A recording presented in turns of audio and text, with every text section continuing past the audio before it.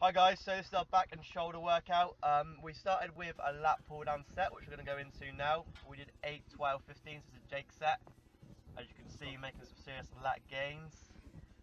Big transformation so far for Jake. So we did 8, 12 and then 15, so this is Jake's 8th set. Getting a good squeeze on those lats there, so really trying to contract the lats at the bottom of the movement. So now I'm there to spot when it's needed, but applying very, very little pressure. Squeezing every little inch of those lats. Getting it as low as possible. So then I go in there, get my set of 8 out. My form does go down a little bit towards the end. This is me pushing the weight up. I have trying to do a pull up there. I have noticed I look like a bit like a dead chicken when I'm going heavier of weight, so I need to try and work on my technique a little. But I can't focus too much on technique because I just feel like I sit still when I do that. I focus on the squeeze too much. There's got to be a bit of a balance in there. So then obviously we go on to a drop set after we've done the sets of 8, 12 and 15. Haven't got Jake's set, but we've got my set. Again, form's not ideal, but just getting it done, shifting the weight up, trying to seriously put on some size. But obviously need to make sure the technique's a little bit better than it is at the moment, so I don't look like I'm dying. Okay, so just dropping the weight a little bit now, going to go into another set. So the idea here is you've got to hit failure every single time. It's not just selecting 6 reps and then dropping it 6 reps. It's just smashing it out. If I get 6 and I get 10, or if I get 6, 4 and then 10, it's fine. You just got to try and smash out as many reps as you can. Obviously, ideally, you get a similar amount of reps each time, but make sure you hit failure. There's absolutely no point in just stopping at 10 reps if you're nowhere near failing. You're not going to get what you want from that at all, and it's not going to build any kind of mindset, which is also what I like to do in my training. Push myself to the max and make sure that I'm building a strong mind as well as a strong body.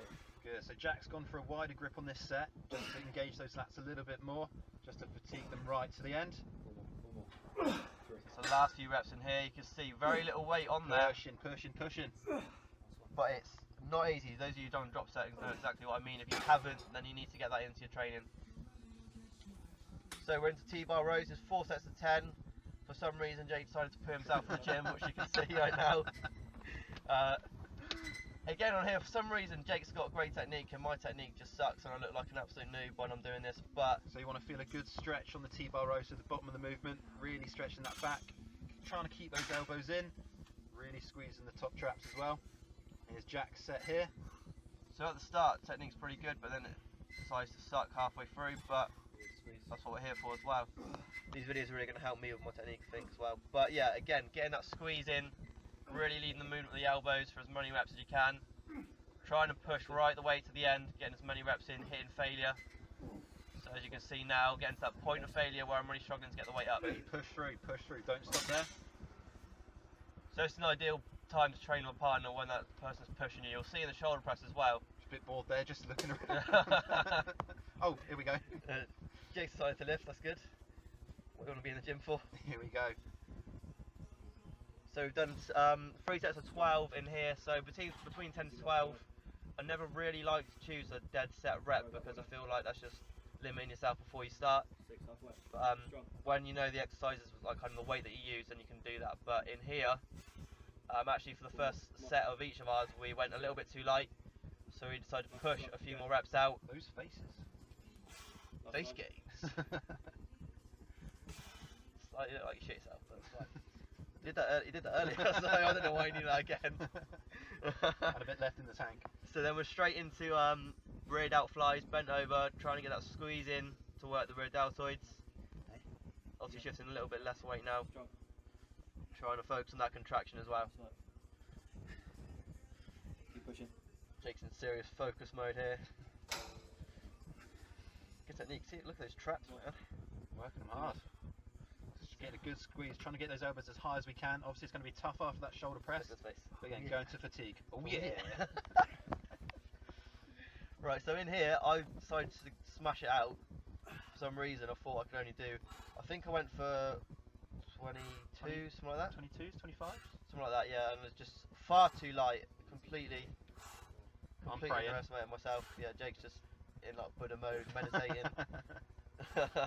So as you can see, it's really easy for Jack. So instead of just stopping at the 12 and being content, he's pushed up another 8 reps. So hitting that fatigue again, like you said earlier, not limiting yourself, pushing through. This is going to happen to you in your training as well, and it is actually an awesome feeling when you think you can only just maybe squeeze out 12 on like a 22s, whatever weight it might be, and then you suddenly get 5-6 more reps. It shows that your strength's increasing and that all the work that you're putting in is paying off. So that was too easy, and then going into flies, which I think again for me was a little bit too easy. So camera angle's not great here, but just showing kind of sort of technique that you want to be going for, squeezing the back, moving slightly backwards rather than just up with the shoulders as well, really getting that squeeze in. Again, for some reason I decided to fucking move my neck around all the time. This is how you injured yourself. This is how I got injured. Literally been wondering how I got injured. I'm watching this video now, I know that I need to be more careful with form, as like I was saying, you don't want to focus all the time on it, but if you don't and you ignore it, then get injured like I did. So as you can see, Jake's then gone up, so heavier shoulder presses, making sure we're hitting failure as I put in the point there. Up Jake, they go. what weight was this? I think 37.5? Yeah, 37.5. Very, very good weight. So just trying to control the movement as well. Trying to get full extension up on those shoulders. Nice stroke. Again, going to about 90 degrees, so starting to get tough now, but we work through it. A little bit of assistance from Jack there. My right shoulder tends to fatigue quicker, just through injuries. So just really pushing through, digging deep. Also a good way to work on that is by using dumbbells, because each arm's having to work individually rather than smashing it out with a bar or doing military press. Preferring dumbbells at the moment so we can work on our weaknesses. So then I just tell Jake to not be a pussy. I get him a heavier weight to go for the flies. So again, aiming for 15 reps, but up the weight a little bit this time because I just felt Jake was a little bit too comfortable.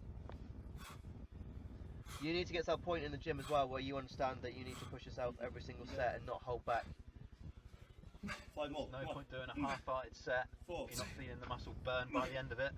So if it's too light, up the weight, like Jack said, just push through it. Gym partner or not, you need to get to the stage where you do it yourself and So don't you can rely see on there, other pushing people. to fatigue there. So this is my heaviest set. I think I went for 28s, which is pretty decent weight for me. Obviously, even struggling to get it up there into the starting position. We've just got the heaviest set for me for the shoulder presses. No red out flies, although I did do it. Just lack of camera memory. Crappy iPhone 5s, you know the pain if you've got one. But yeah, so this is the heaviest set, just hitting failure. I think I get between 10 to 12 reps. Last one's a real struggle, which you'll see in a second. Jake's there ready to spot me when I need it.